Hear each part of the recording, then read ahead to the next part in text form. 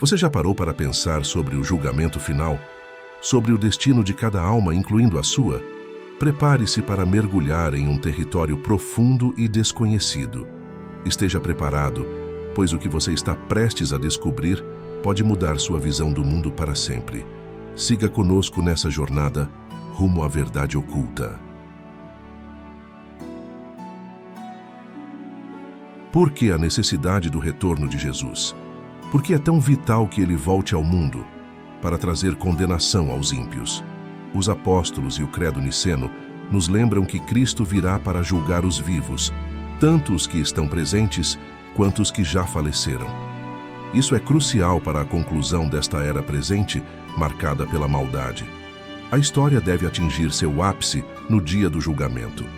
A injustiça presente na vida exige isso. É extremamente desigual que os maus prosperem, enquanto os inocentes sofrem. A maioria dos delitos passa despercebida e sem punição.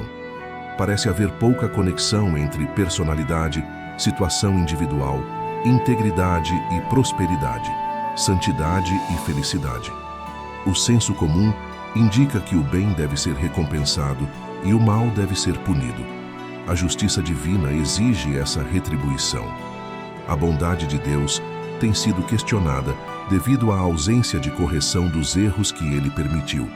Se ele é verdadeiramente soberano do universo, também carrega a responsabilidade de ser o juiz. Se é fato que de Deus não se zomba, porque tudo o que o homem semear, isso também colherá. Gálatas 6:7. Então deve haver um dia de prestação de contas, quando todas as dívidas serão saldadas e todos os débitos pagos integralmente. Mas, por que um dia de julgamento? Visto que a morte põe fim à oportunidade e estabelece um abismo entre o bem e o mal, por que não julgar cada indivíduo no momento da morte, ao invés de manter todos aguardando, até que toda a humanidade esteja no banco dos réus? E além de tudo isto, entre nós e vós há um grande abismo arranjado, para que aqueles que quisessem passar daqui para vós não possam, nem os de lá passar para nós. Lucas 16:26. Porque Deus deve ser justificado publicamente. Ele deve ser visto como justo em suas decisões sobre nosso destino. Ele tem sido acusado de injustiça em inúmeras ocasiões. Essas críticas devem ser silenciadas para que todos possam afirmar como fez Abraão. Não fará justiça o juiz de toda a terra. Gênesis 18:25. Jesus também precisa ser justificado publicamente. Sua crucificação foi a maior injustiça de todas, o dia mais sombrio, literalmente, na história da humanidade. A última imagem que o mundo teve dele foi a de um criminoso em desgraça. Todos devem estar presentes para testemunhar a anulação dos veredictos. O povo do Senhor deve ser justificado publicamente. Eles escolheram o lado de Deus e da verdade, mas em um mundo perverso, pagaram o preço, muitas vezes com suas vidas, por assumir essa posição. Estas são as pessoas a quem Jesus se referiu como seus irmãos e irmãs e devem ser honradas na presença daqueles que as trataram com desprezo e ódio. Pois tanto o que santifica como os que são santificados, todos vêm de um só. Por isso, ele não se envergonha de chamá-los irmãos. Hebreus 2:11. E o rei responderá: digo-lhes a verdade, o que vocês fizeram a algum dos meus menores irmãos, a mim o fizeram. Mateus 25:40. Então, chegará o dia da justiça. Cada ser humano tem 2 compromissos futuros, nenhum dos quais pode ser agendado em um calendário. O primeiro compromisso é diferente para cada um. O segundo é o mesmo para todos. E assim como aos homens está ordenado morrer uma vez, vindo depois disso o juízo. Hebreus 9:27. Muitos imaginam que essa grande reunião será no céu, talvez devido à ideia equivocada de que todos vão para o céu quando morrem. Os cristãos podem confundir o trono em Apocalipse 4:5 e o grande trono branco em Apocalipse 20:11. Um é o trono de Deus no céu e o outro é o trono de Cristo na terra. E vi um grande trono branco e aquele que estava sentado nele, de cuja presença a terra e o céu fugiram, e não se encontrou lugar para eles. Apocalipse 20:11. Os humanos serão julgados aqui na terra. Este é o lugar onde viveram em pecado. Este é o ponto onde seu destino será decidido. Como poderia um Deus Santo permitir que pecadores entrem no céu, mesmo que seja por um único dia? Claro, muitos já terão falecido e precisarão ser ressuscitados para serem julgados. A Bíblia antecipa a ressurreição tanto dos ímpios quanto dos justos. E muitos dos que dormem no pó da terra despertarão, alguns para a vida eterna, e outros para vergonha e desprezo eterno. Daniel 12:2. E sairão os que fizeram o bem para a ressurreição da vida, e os que fizeram o mal para a ressurreição da condenação. João 5:29. E tenho esperança em Deus, que eles também têm, de que haverá uma ressurreição dos mortos, tanto dos justos como dos injustos. Atos 24:15. Hades, a morada dos espíritos dos mortos, libertará seus habitantes para serem encarnados. Todos, se enterrados, cremados ou perdidos no mar, comparecerão diante de seu juiz mais uma vez na terra. E vi os mortos, grandes e pequenos, em pé diante do trono, e foram abertos livros. Foi aberto outro livro, que é o livro da vida. Os mortos foram julgados pelas coisas que estavam escritas nos livros, conforme as suas obras. O mar entregou os mortos que nele havia, e a morte e o Hades entregaram os mortos que neles havia, e foram julgados, cada um segundo as suas obras. Apocalipse 20:12-13. O Novo Testamento ensina que haverá 2 dias de ressurreição separados pelo milênio. E vi tronos, e se assentaram sobre eles, e lhes foi dado o poder de julgar. E vi as almas dos que foram decapitados pelo testemunho de Jesus e pela palavra de Deus, e que não adoraram a besta, nem a sua imagem, nem receberam a sua marca na testa e na mão. Eles viveram e reinaram com Cristo durante 1000 anos. Mas os outros mortos não reviveram até que os 1000 anos se completassem. Esta é a primeira ressurreição. Bem-aventurado e santo é aquele que tem parte na primeira ressurreição. Sobre estes, a segunda morte não tem poder, mas serão sacerdotes de Deus e de Cristo, e reinarão com ele 1000 anos. Apocalipse 24:6. Na verdade, se incluirmos o primeiro domingo de Páscoa, há 3 ressurreições, mas cada um por sua vez. Cristo, as primícias. Depois, os que são de Cristo na sua vinda. Então virá o fim, quando ele entregar o reino a Deus, o Pai, depois de ter destruído todo o domínio, autoridade e poder. 1 Coríntios 15:23-24. Os seres humanos serão julgados nesta terra por um ser humano. Isso é uma verdadeira surpresa para aqueles que esperam que Deus seja o juiz. Mas ele delegou essa função a um de nós, porque estabeleceu um dia em que julgará o mundo com justiça por meio de um homem que designou. Atos 17:31. É Jesus quem se sentará no grande trono branco. Apocalipse 20:11. Porque é necessário que todos nós compareçamos perante o tribunal de Cristo. 2 Coríntios 5:10. Ao longo de seu ministério terreno, Jesus frequentemente afirmou que tinha autoridade para decidir o destino eterno das nações e dos indivíduos. Nem todo aquele que me diz Senhor, Senhor entrará no reino dos céus, mas apenas aquele que faz a vontade de meu Pai que está nos céus. Muitos me dirão naquele dia: Senhor, Senhor, não profetizamos em teu nome? E em teu nome expulsamos demônios? E em teu nome fizemos muitos milagres? Então lhes direi claramente: nunca os conheci. Afastem-se de mim, vocês que praticam o mal. Mateus 7:21-23. O Filho do Homem enviará seus anjos, e eles arrancarão do seu reino tudo o que causa pecado, e todos os que praticam o mal.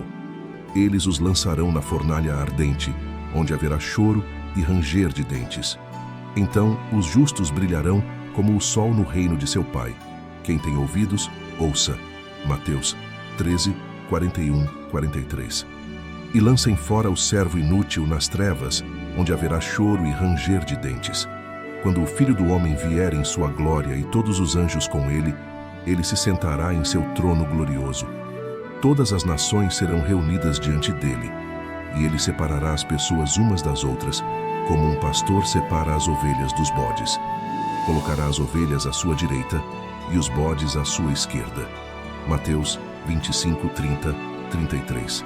Tal afirmação só pode ser explicada de 3 maneiras. Ele estava louco, mau ou era Deus.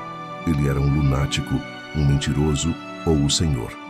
Só se ele fosse o Deus homem divino e humano ao mesmo tempo, estaria perfeitamente qualificado para ser o juiz de todos.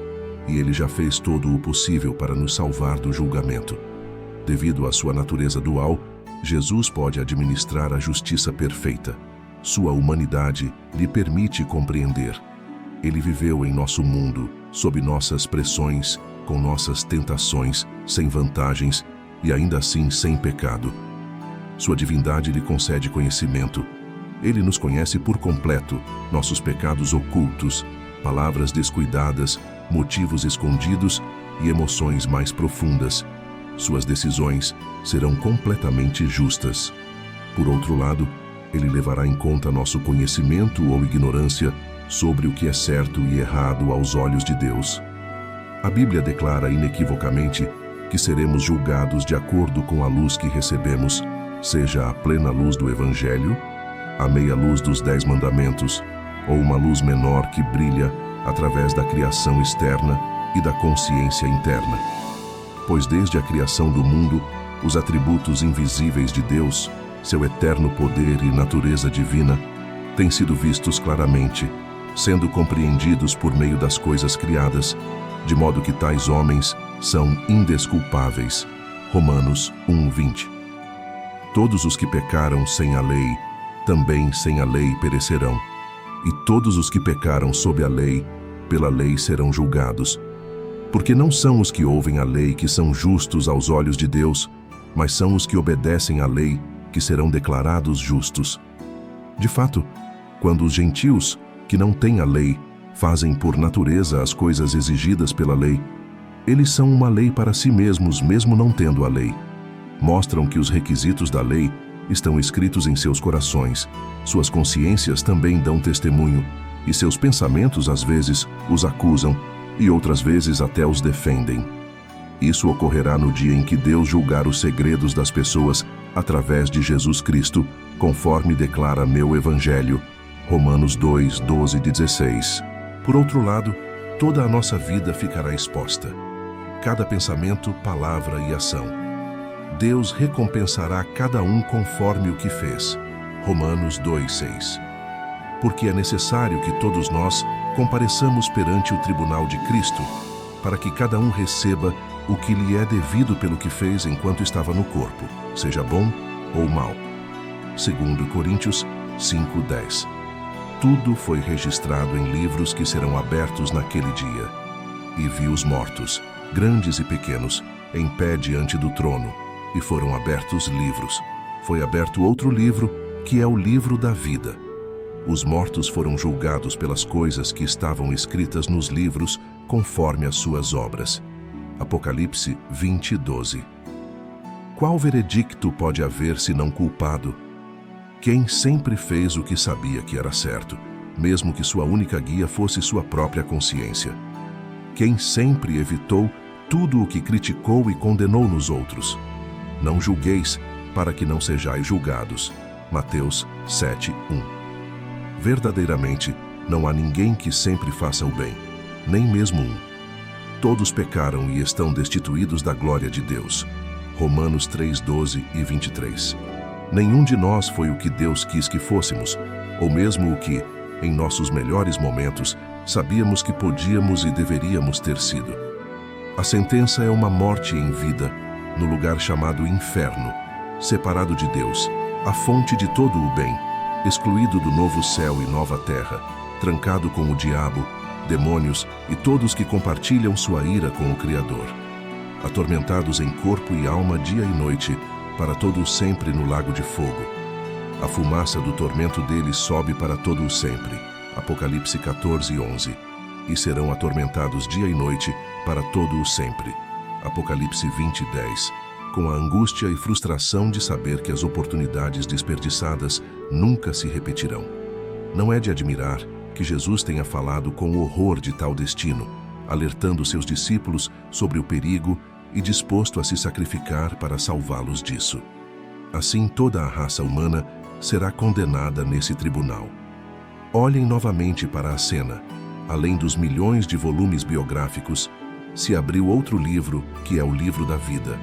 Apocalipse 20, 12. Todas as pessoas listadas neste livro serão absolvidas, escapando do veredicto e da sentença. É um livro que existe desde o início dos tempos. É mencionado tanto no Antigo quanto no Novo Testamento. Sim, e peço a você, meu verdadeiro companheiro de jugo, que ajude essas mulheres que trabalharam arduamente comigo na causa do Evangelho, com Clemente e meus outros colaboradores, cujos nomes estão no livro da vida.